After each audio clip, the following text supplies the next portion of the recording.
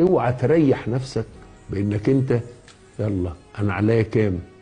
عليا 100 جنيه تروح مديهم لواحد في الشارع.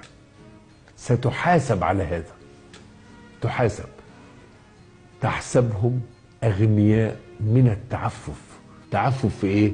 خلقك. انت متجوز ما تبصش لحد، هذا تعفف. معاك فلوس ما تمدش ايدك، هذا تعفف. ولادك علمهم كويس جدا، هذا تعفف لانك بتخدم بلدك.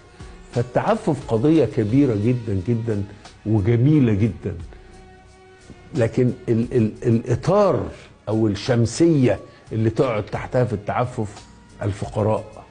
تحسبهم اغنياء من التعفف، اللي هي الطبقة المتوسطة اللي هم المساكين في القرآن.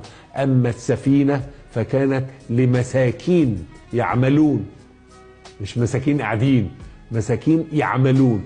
يبقى اللي بيعمل هو اللي يستحق، هو اللي يستحق. اللي هي موظفين مرتباتهم بسيطة، هتمنعهم من انه يمد ايده، هتمنعه انه يرتشي، هتمنعه من مليون حاجة. هم دول اللي لازم نساعدهم. واضح؟ نلتقي بعد الفاصل ان شاء الله.